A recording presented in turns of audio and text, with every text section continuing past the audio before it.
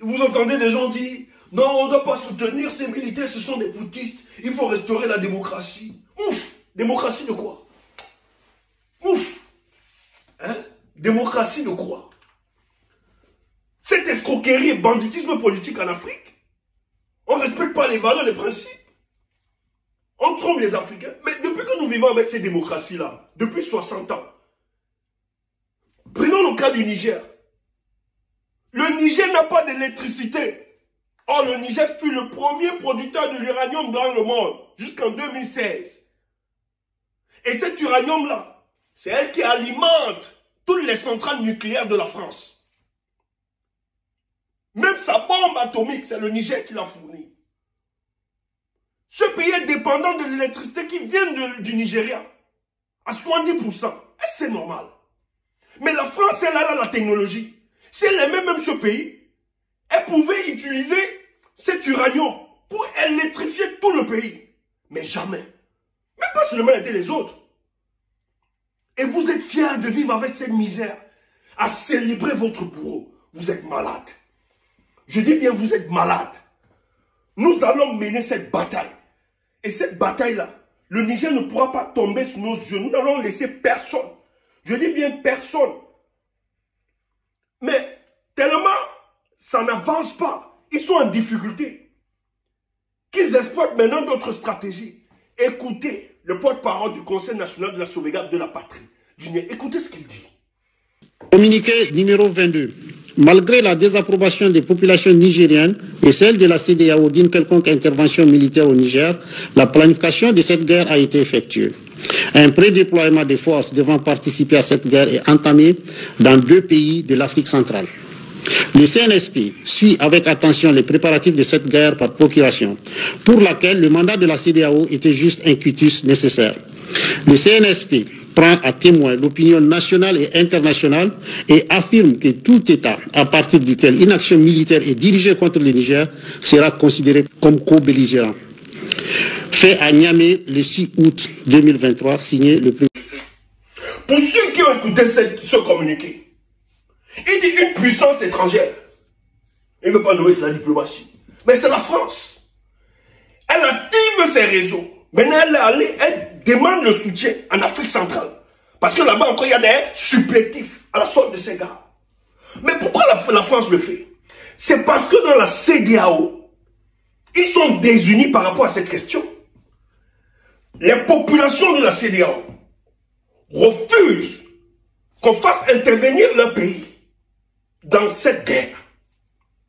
Et les présidents sont en difficulté. Vous avez vu le virement du Nigeria, alors qu'on s'appuyait beaucoup plus sur le Nigeria.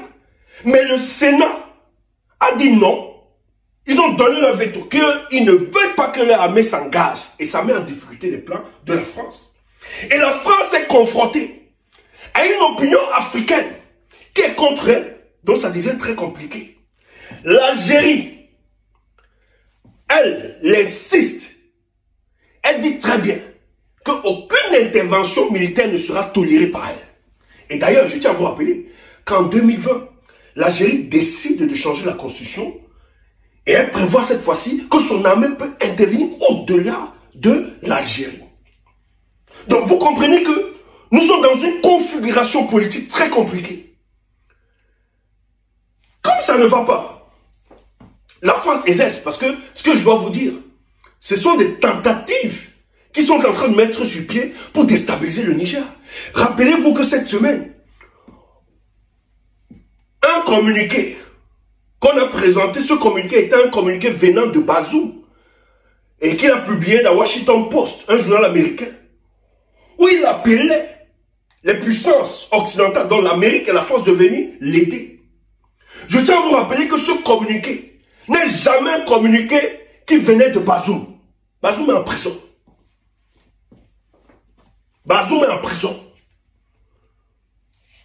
Vous croyez que le Conseil national de la sauvegarde de la patrie, ils sont tellement idiots qu'ils peuvent le laisser en communication tranquille avec le monde, le laisser s'ouvrir au monde? Mais il faut être naïf. C'est une fabrication des officines françaises dans le but de susciter l'émoi de l'opinion. Et vous avez vu que la rhétorique a changé. qui veulent engager une force spéciale pour libérer le président Bazoum qui est dans des conditions inhumaines, dégradantes pour lui. Or, c'est des prétextes qu'on utilise dans le but de conduire une opération militaire pour déstabiliser. Et comme c'est compliqué, tu as le Nigeria qui a pris recul, et pas seulement le Nigeria, les autres ne se prennent pas, mais les autres pays ne veulent pas. Tu as juste 3 petits zélés dans le CEDEAO qui veulent gonfler. Mais on sait très bien la posture des autres. Il y a des autres qui veulent se fossiliser au pouvoir, qui sont des champions pour égorger le coup de la Constitution. C'est eux-là qui sont très zélés, qui ont peur que ça puisse aussi se reproduire. Pourquoi? Parce que c'est des gens qui n'ont jamais laissé que les règles démocratiques puissent évoluer dans leur contrée. On va voir le cas du Sénégal, la Côte d'Ivoire, même au Bénin. C'est pour ça qu'ils sont très zélés à pouvoir déstabiliser le pays. Mais les autres pays sont prudents. Donc la France, maintenant, qu'est-ce qu'elle fait? Comme dans notre région, l'Afrique centrale, il y a des Ponce Pilate, il y a d'autres. On a utilisé le coup d'État pour les imposer. On leur demande maintenant de donner leur pays comme base arrière pour déstabiliser le Niger. C'est pour ça qu'ils étaient obligés, le Conseil national de la sauvegarde de la patrie, de fermer l'espace aérien. Et depuis le cadre, il y a des services. Le Burkina, le Mali, et même la Russie a envoyé des éléments là-bas. Donc ça va être une guerre. Ils ont réussi avec Kadhafi à l'époque, parce qu'il était seul. Il n'avait personne, il n'avait même pas les médias. Mais nous avons tous les canaux de communication, et on va le faire. Donc vous les Africains déséquilibrés là, qui ne comprenez pas l'enjeu de la libération de notre continent, vous la bouclez et vous nous laissez faire ce travail. Parce que nous ne le laisserons pas en tant qu'Africains. Laissez tomber ce grand pays, le Niger, sous nos yeux. Quelles que soient les difficultés, quelle que soit l'adversité, nous tiendrons parce qu'il s'agit d'une question d'honneur. Et ça ne se négocie avec personne.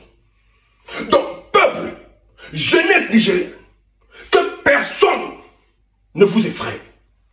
Et vous avez vu, aussi puissante qu'ils sont, cette armée, aussi puissante, l'armée qu'ils ont, ils ne peuvent rien contre l'union et l'unité de tout un peuple.